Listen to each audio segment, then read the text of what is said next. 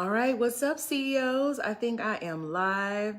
It threw me off because I have my laptop on too. So let me eliminate that noise. But what's up, y'all?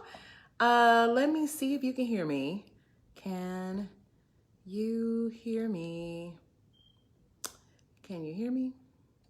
All right, so CEOs, if you're watching this right now, then you're probably watching a replay. So hit replay so I can understand like what time you're watching, what time most people are watching, what time might be best in case this time is not the best time. But so far, this seems to be the best time for what I've been calling Wisdom Wednesdays because I want to share with you anything that I think will help you in your business, selling more cars, building that generational wealth, because that is why I started this, is to help mainly people who historically don't or have a disadvantage to have an advantage. Like I wanted to be the advantage for people who look like me, okay, or have a similar history as me, okay? So, and if you know what I mean, then you know what I mean.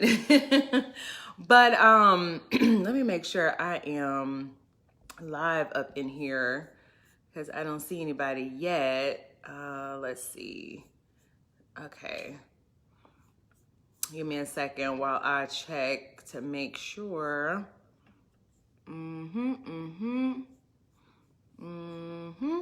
Mm-hmm. Mm-hmm. Okay, hold on. Let's see what's going on. Mm-hmm. Okay. Do I see? Okay. Oh, it says having trouble playing the video. Okay. Well, we'll see what happens. Hopefully, if it's having trouble showing the video, then it'll save it. Okay. All right. So let's move on because I want to tell you a little bit about me and my business.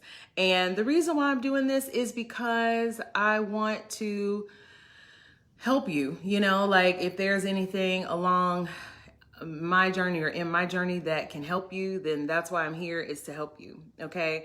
I'm a pretty private person. I realized once I started doing this, like I thought before, that I was like loud and proud. Well, I'm proud, but like I'm not really loud about it. I'm pretty private. So I don't share too much about me and my life, but I still want to give you guys what you need. For those who mentor with me, I will, and I have been sharing more of, like behind the scenes and I will show more of that, but just to a smaller group of people because yeah, I'm kind of private, but I'm not private about the truth about this business. Okay, that's the one thing I'm not private about, or I'm not secretive about. And if you've been in this business for any amount of time, you know that lots of people are secretive about how they do what they do and how they find success.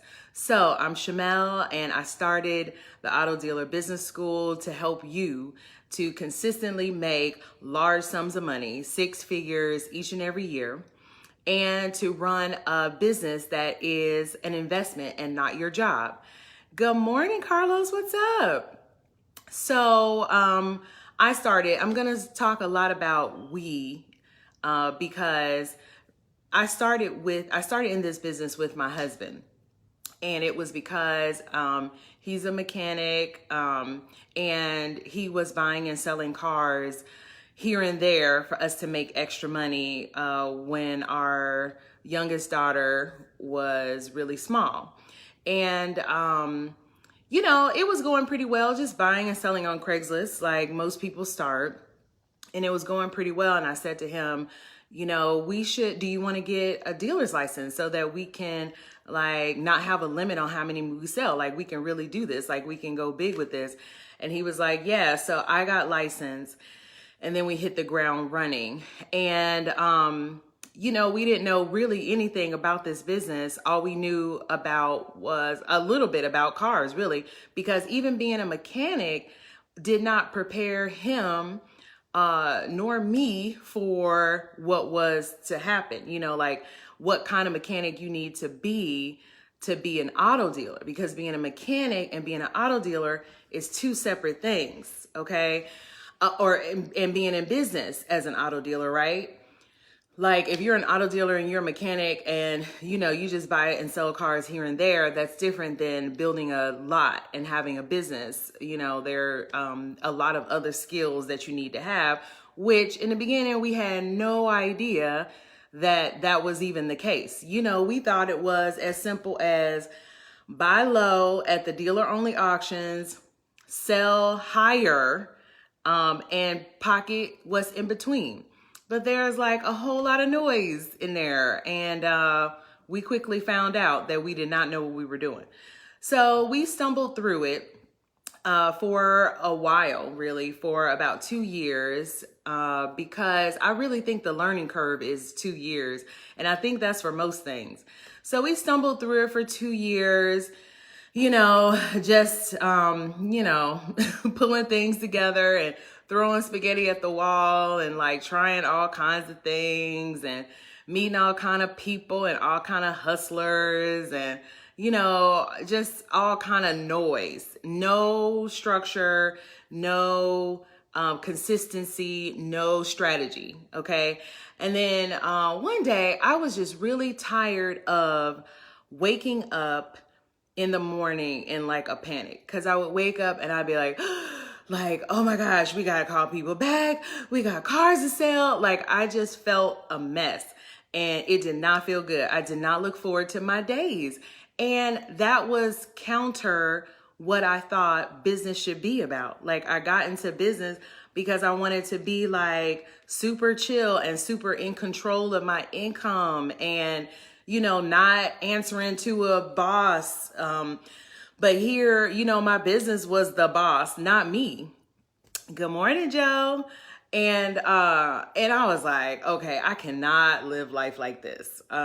Something has to change. So I started just thinking about the business, and what we were doing and what we needed to do to be better. So one thing I thought about was I had no idea how much profit we were supposed to make on each car. So I was like, okay, I need to figure that out. Then, good morning, Sean, what's up? And then it was how much profit, how long I could expect a car to sell. Like what could I do to make a car sell like that, like on the spot? Because, when you need money, you need money. And I wanted to have the power to, okay, I need some money. Okay, let me sell these cars like on the spot. Okay, so that was another question I was asking myself. And then the other question was like how to get some residual income in. So income that's coming in that I already know is paying bills, okay, that I don't even have to think about. And then the other question was, let me see, profit, how to sell a car quickly on demand, residual income. And I can't remember the other question right now, but when it comes to me, I'll let you know. But so I started there and I was like, okay, if I can at least have control over these things, that I can feel more control over my business. And that's when things started to change. We moved to a bigger location, like a car lot, because, in Georgia, we have the misfortune, and it's kind of like a barrier or a block too of being able to just have an office. And the reason I say that is because while it's a good thing because you can get into the business with a smaller upfront investment, it stunts your growth. So you have to, okay, thank you. You have to you got to do different things. Like business doesn't flow to you the same way when you have a car lot. It actually stunts your growth some, right? So I was like, okay, all right. We need to move to a lot. Okay, that was on the list. So I immediately got to looking on Craigslist under real estate commercial. And I just typed in auto dealer or lot or something like that, cars, auto, and found I found really an agent because there were a lot of places and I was like, I don't know, like I wanted a nice place, you know, and all these shady little spots. I was like, this not gonna work. So I found an agent because some dude was representing different properties online. So I called him and then he found this great spot for us. So I was like, okay, great. You know, we're gonna move into this car lot and we're gonna implement everything that we've learned, all the answers to the questions that I've been asking, and you know, we'll be better for it. And yes, we were better for it. There were some downfalls though, okay? And I'm gonna share with you what they are. One, because we had this bigger lot with these bay doors, you know, of course it was like, okay, now we can have like a shop as well, right?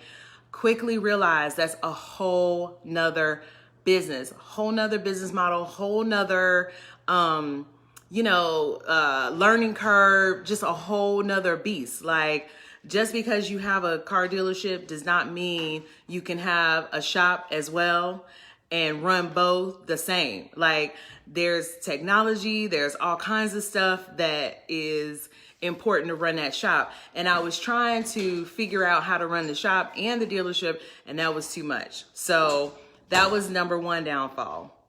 The number two downfall was it was my husband. He was going through a difficult time, and personally, because we have 5 children all together. We have our youngest daughter together, and we have 4 children in Texas, which 2 are here with us now, which is great. It's wonderful. It's been a long time coming, but it has not been an easy thing. And it was really messing with his mind. It was messing with his heart. And he was starting to feel like he did not deserve good things or nice things. Okay. And so I'm mentioning this purposefully because this is the mindset piece that was very important for us, because you have to feel like you deserve nice things. You have to feel like you deserve things to go in your favor so that they will go in your favor. Like, if you don't feel like you deserve good things, then those things will fall away. They will leave you. They will, you know, go away. And so that was how we ended up moving into the divorce. You know, with those emotions and then the turmoil of trying to run a shop and a dealership, it overtook us, and it was like, okay, this isn't working. So we started to divorce, and then I was like, oh Lord, like, now what I was gonna do? I feel like I got into this business for him. This is like my only income. I got this daughter I'm taking care of. What am I gonna do? And then it came to me that while it was easier for me to focus on him and make it about him, it was really about me, because I've always loved cars. I've always paid attention to cars. I used to change my brakes when I was in college. Like, I've always been that chick. I know cars, I know makes and models, I know years, I know details about cars, like, just over the years, just what I've absorbed, because I love cars. This was about me and my passion and my purpose.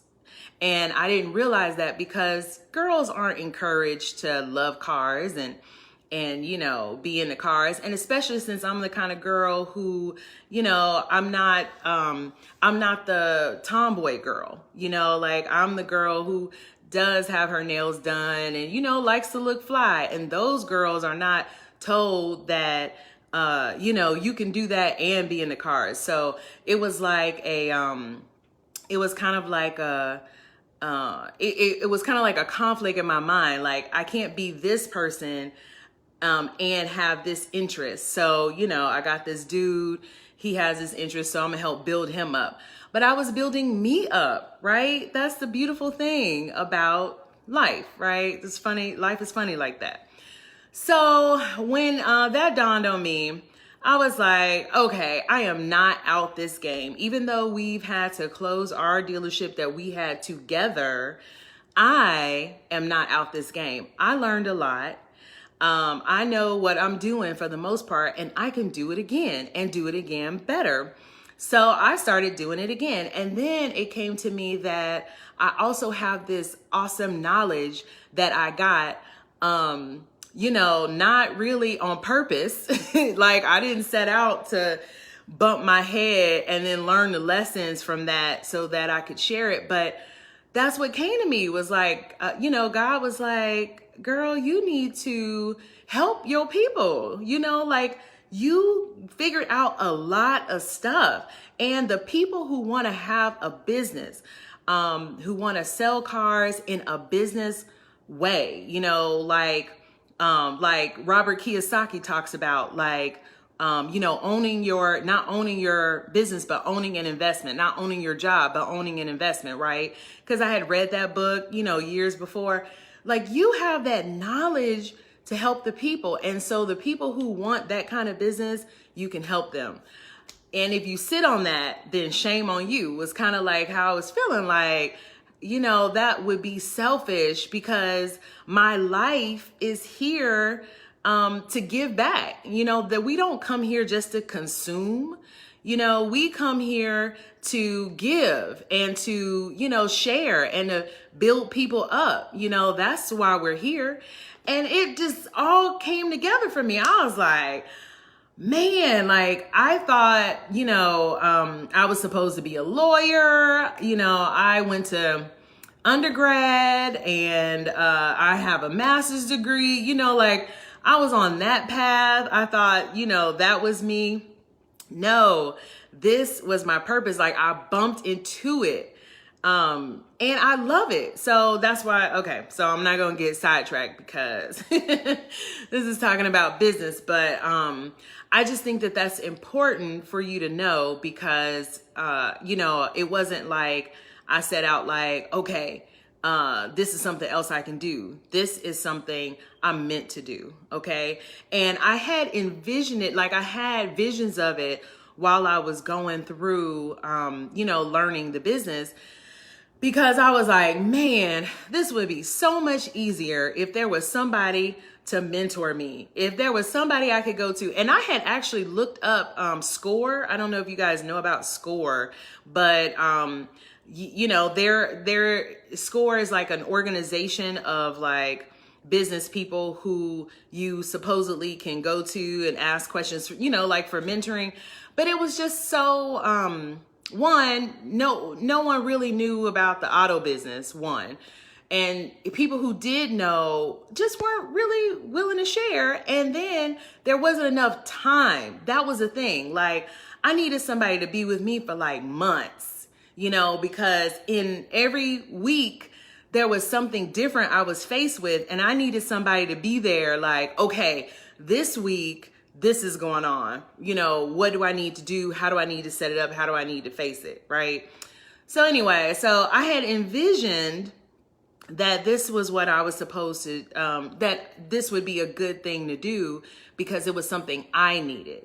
And I also envisioned Cars 101 for women because, good morning, Sean, what's up?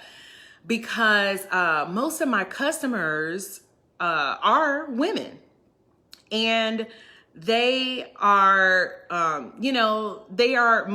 think most people's customers are women, and they're out here buying cars with their last, to, support their family. And they try, some try to use that to get a better deal, but it's only because they don't feel confident that they have any kind of power or authority when it comes to buying cars. So, now that's also part of my purpose is to help women to feel like, okay, yeah, I know how to buy a car. So I don't need to, pull on heartstrings. Okay. Because that's not what it's about. It's about me feeling empowered to be able to buy a car. So that's a whole nother thing, but I'm sharing it with you because, it's going to be my vision is that it's going to be really important for dealers to know how to buy and offer quality cars, because customers are going to know what quality cars look like. Okay. It is my people. It is, chicks who like me, chicks who look like me, men, who need this car, who are being set back because dealers are buying cars at the auction, not repairing them and selling them like, yep, this is a car that you can afford. And while it is a car they can afford, most consumers don't, or, buyers don't think about putting money away for repairs, okay? Because in that situation, you're most definitely gonna have to repair the vehicle if you buy it, right? So they end up without a car, and that does not make me feel good.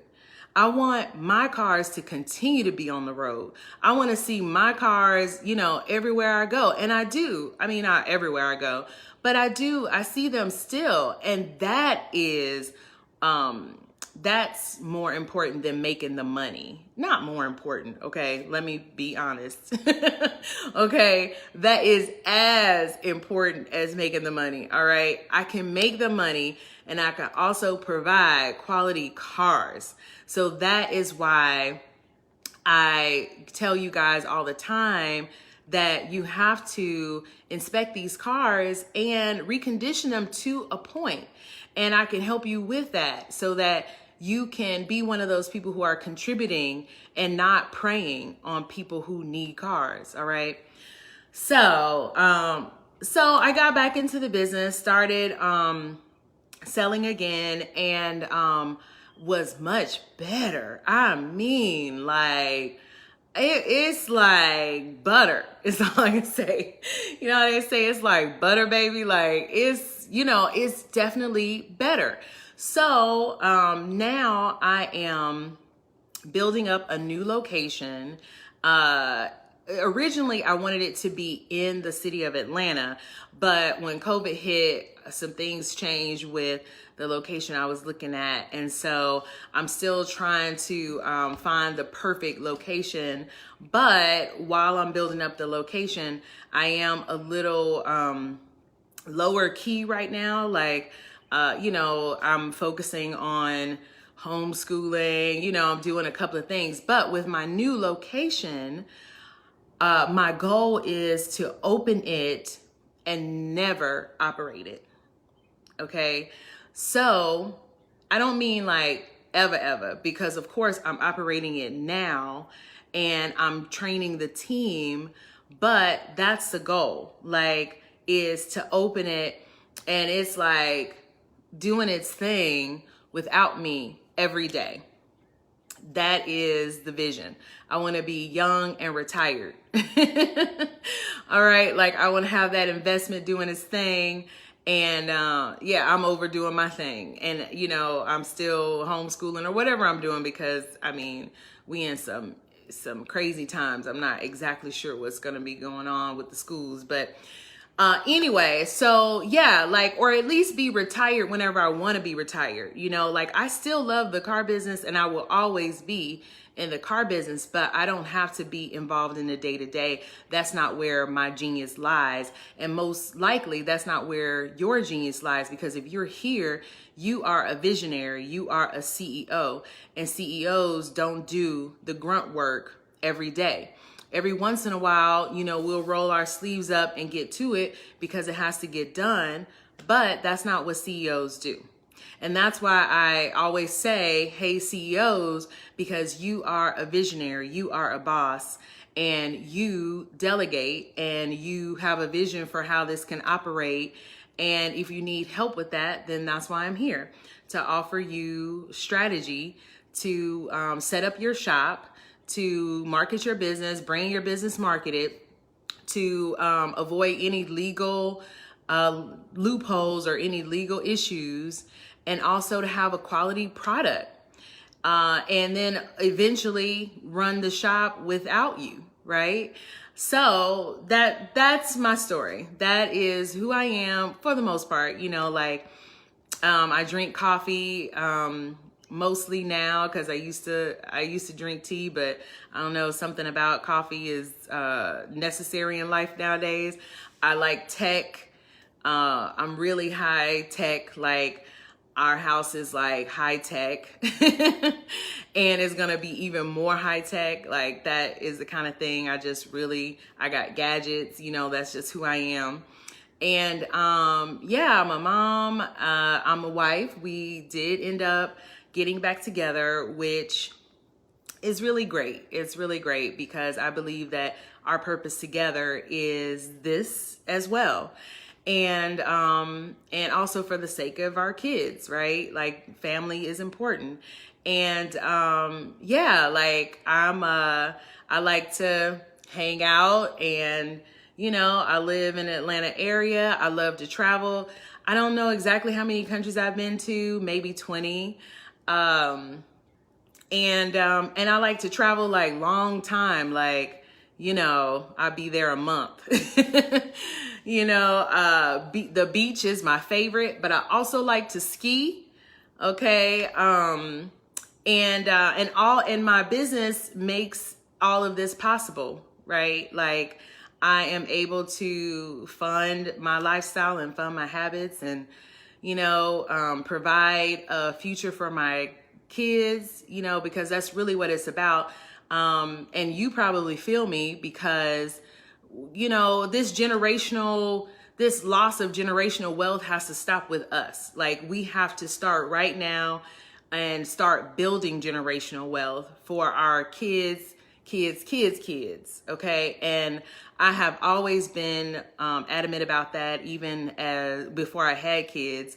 And so that's part of why I'm doing this. It's not about a business. It's not about the money. It's not about cars necessarily. It's about generational stability so that my grandkids don't have to start over like I did, right? Every generation starting from, you know, the beginning or starting really from behind. Okay. Let's keep it real. So that is me. And I'm here to teach you the auto dealer basics.